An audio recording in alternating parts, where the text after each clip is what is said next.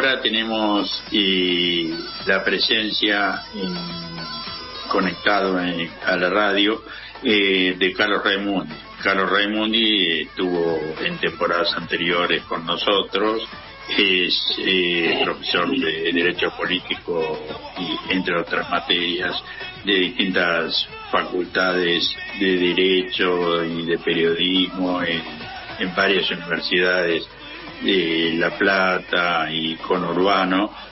Fue representante ante la OEA hasta el advenimiento del nuevo gobierno nacional actual. Fue diputado nacional en al menos 3 ocasiones y bueno, con él seguiremos hablando de lo que estábamos hablando recién con Efraín Davidi. Él nos planteaba, entre otras cosas, una reunión que empezó ayer o antes de ayer entre los distintos países árabes y China, también de las declaraciones de hoy de Biden, como que pareciera que Estados Unidos quiere poner fin a la guerra a pesar de las declaraciones de ayer o antes de ayer de Israel, que planteaban algunos 7 meses más y otros a media voz como de años. Él nos contaba la resistencia creciente de soldados oficiales y parientes de soldados acerca de la prolongación de la guerra y del problema no solo de la muerte de los soldados israelíes, sino de los mutilados y con problemas psiquiátricos que son muchísimos más que los muertos.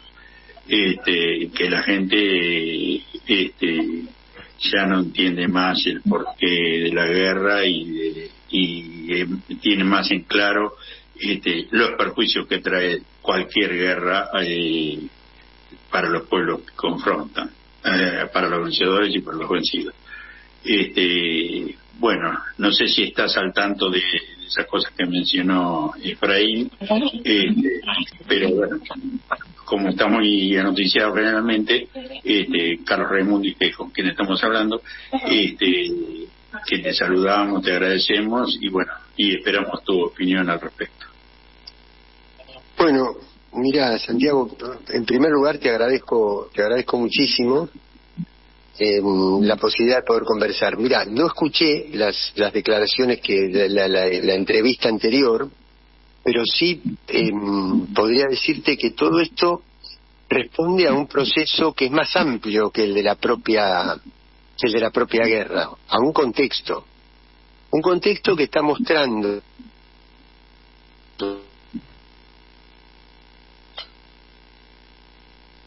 Carlos, se cortó.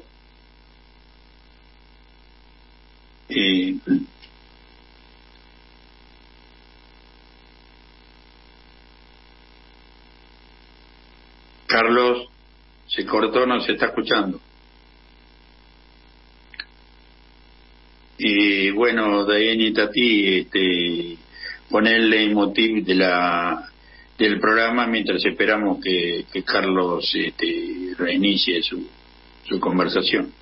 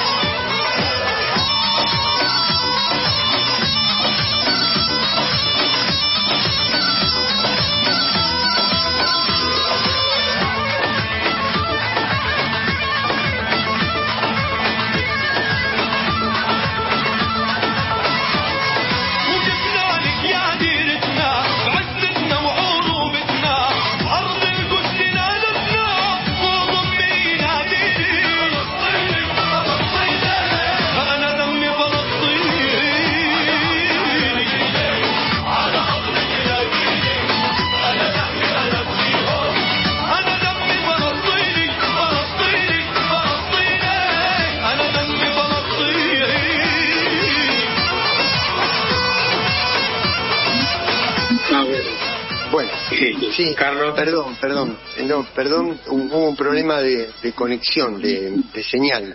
No sé hasta dónde me escuchaste, Santiago. Muy poquito, cuando empezaste. No, te decía que me parece que hay que ponerlo en un contexto más la propia guerra, el del propio conflicto. La cuestión electoral. Y es no solamente, sino en el sentido que hay un proceso en el mundo, hay un proceso de transformación del orden mundial que está marcado por un gran fracaso de las potencias occidentales, del eje noratlántico que dominó el escenario durante muchos años y que ahora está mostrando una impotencia muy grande.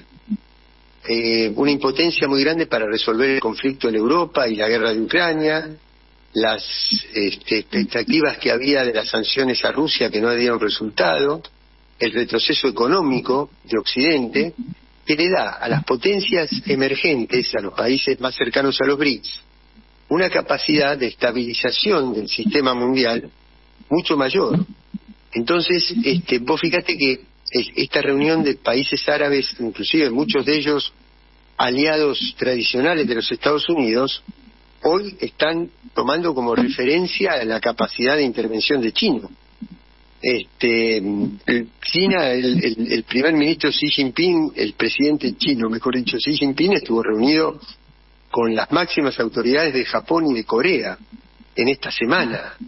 Quiere decir que esta alianza, además, no hay fondos económicos para sostener la guerra. Entonces, el propio Estados Unidos, que está tan comprometido, tanto con Ucrania como con Israel, está viendo que ya no tiene cómo afrontar estos conflictos porque le generan enemistad con otros países árabes, le dificultan la ruta comercial de las importaciones, entonces tienen que detener la guerra. Y Netanyahu no quiere hacerlo porque ha asumido una posición fundamentalista, genocida, por supuesto, y bueno, me parece que estas son las características que están marcando este proceso, ¿no? Lo mismo ha hecho Naciones Unidas.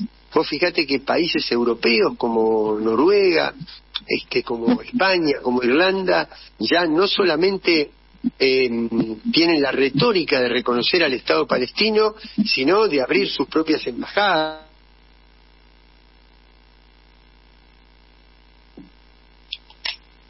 Bueno, se cortó otra vez. Carlos. Si no, Diana, llamalo por teléfono a Carlos, a ver si nos comunicamos mejor.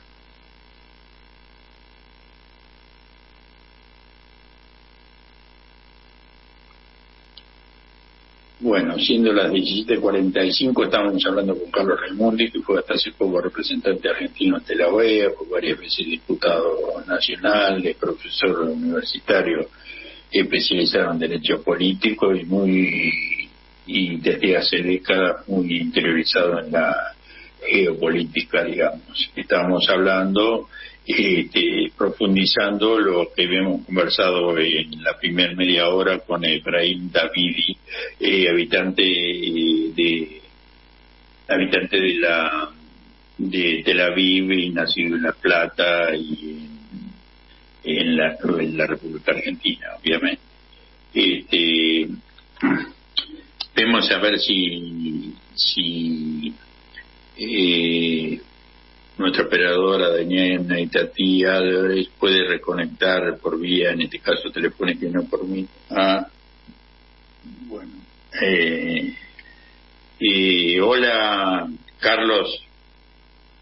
Sí, Santiago, no, ¿sabes lo que sucede? Que yo interrumpí una clase aquí en la Facultad de Derecho en La Plata, entonces estoy en un subsuelo con una conexión precaria, por eso espero que ahora podamos tener mejor conexión. Te vuelvo a decir que no sé hasta dónde me pudiste escuchar. Sí, bueno, estábamos hablando de la cuestión de la reunión de China con Corea y Japón, por las últimas cosas, y bueno, del ascenso sino del fracaso de Occidente y de que ya no pueden solventar los costos sin ningún beneficio. Sí, yo creo como resumen que hay un proceso de aislamiento creciente de la figura de Netanyahu, de su gobierno de ultraderecha. Hay mucha disconformidad al interior mismo del pueblo de Israel, que ya no entiende hasta dónde llevar este conflicto a un grado extremo, y un fortalecimiento de la posición de frenar la guerra y reconocer y dar un reconocimiento al Estado palestino. En el caso de Colombia, pero creo que también de España, han planteado el reconocimiento del Estado palestino, pero dentro de las fronteras del año 1967, es decir, antes de la Guerra de los 6 días, ¿no? Sí. Para los oyentes, la Guerra de los 6 días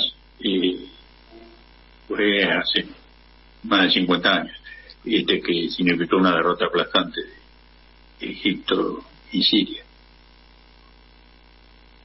Claro, por supuesto, donde tomaron territorios tanto a Egipto como a Siria como a Jordania, que deberían formar parte del Estado palestino, ¿no? De lo que luego tendría que ser el Estado palestino, que quedó reducido a esa pequeña franja de Cisjordania y Gaza, ¿no?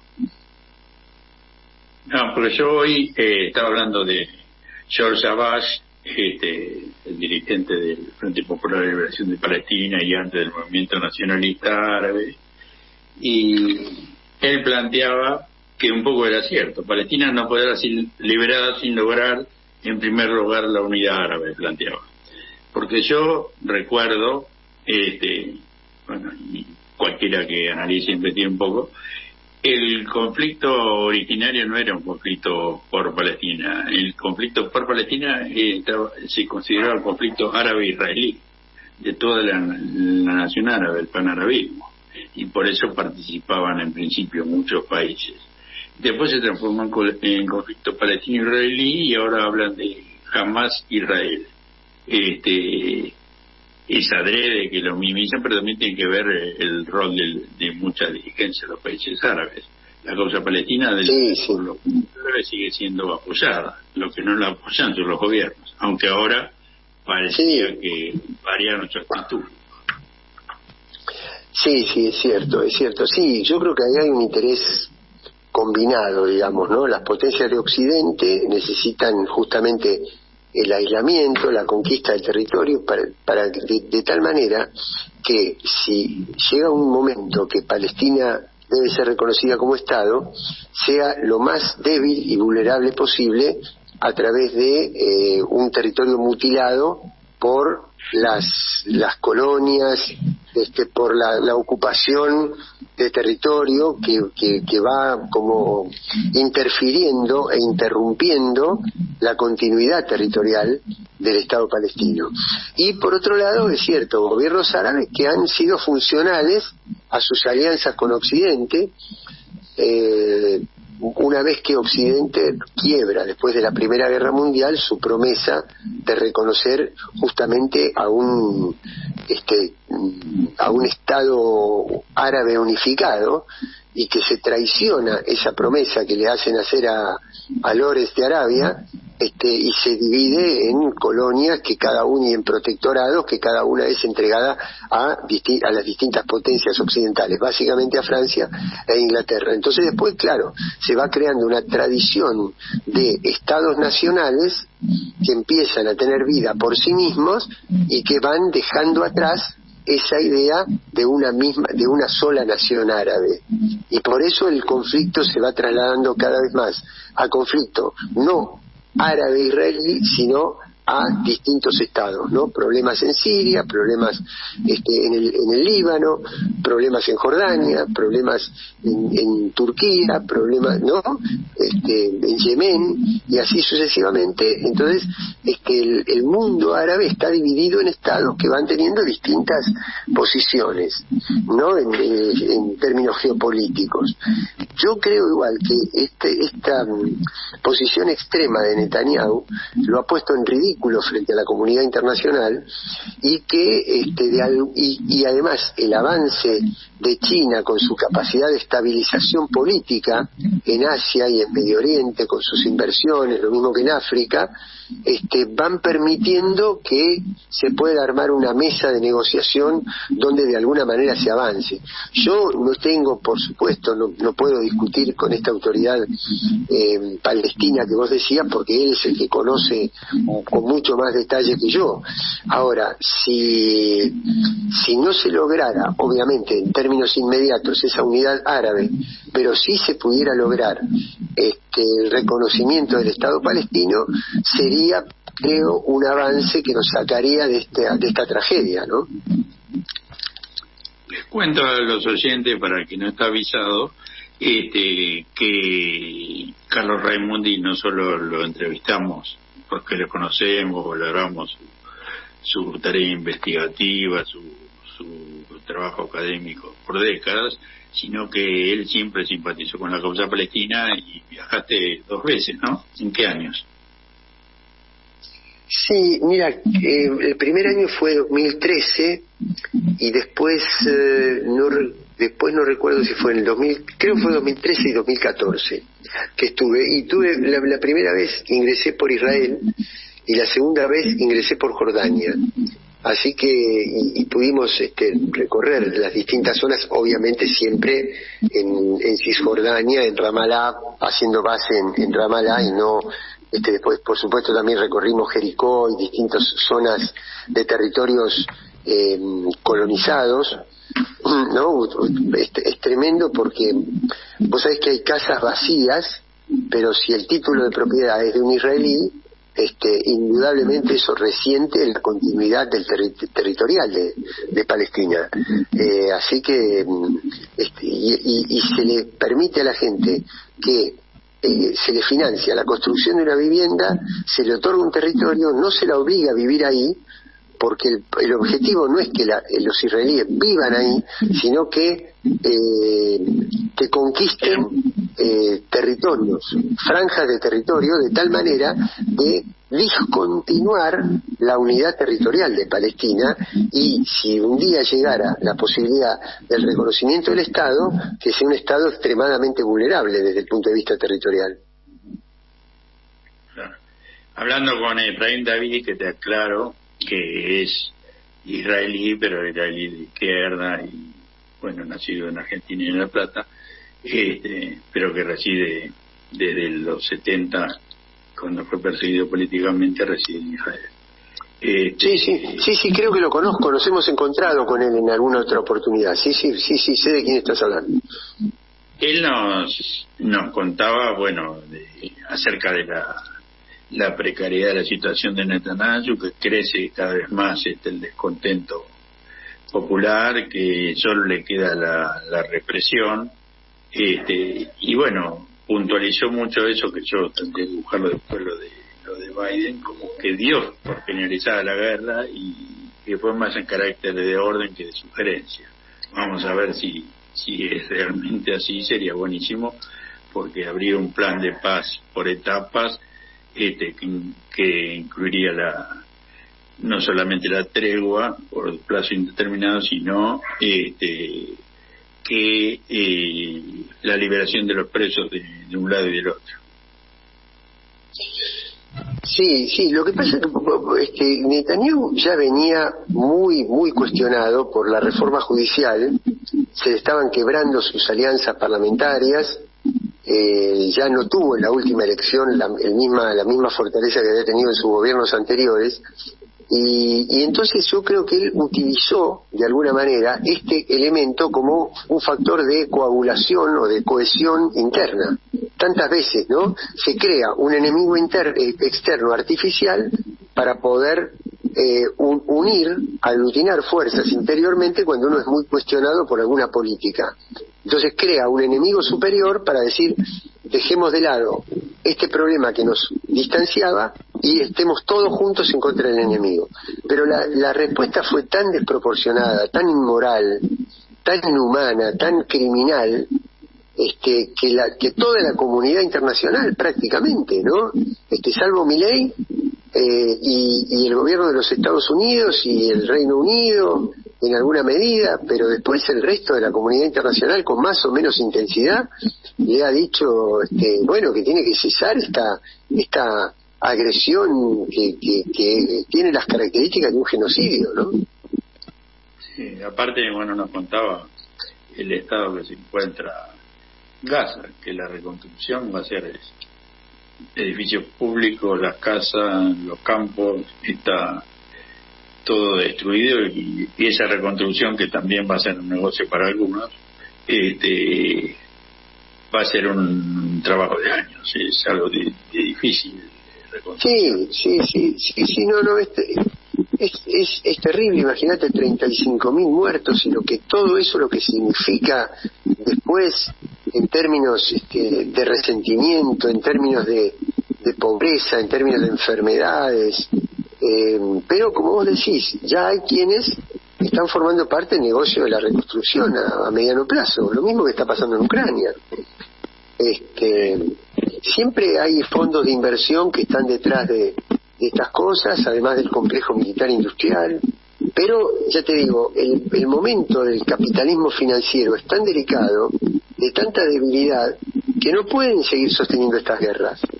No pueden, a pesar de todo de toda la influencia que tiene el capital israelí en las distintas capitales del mundo occidental, ¿no?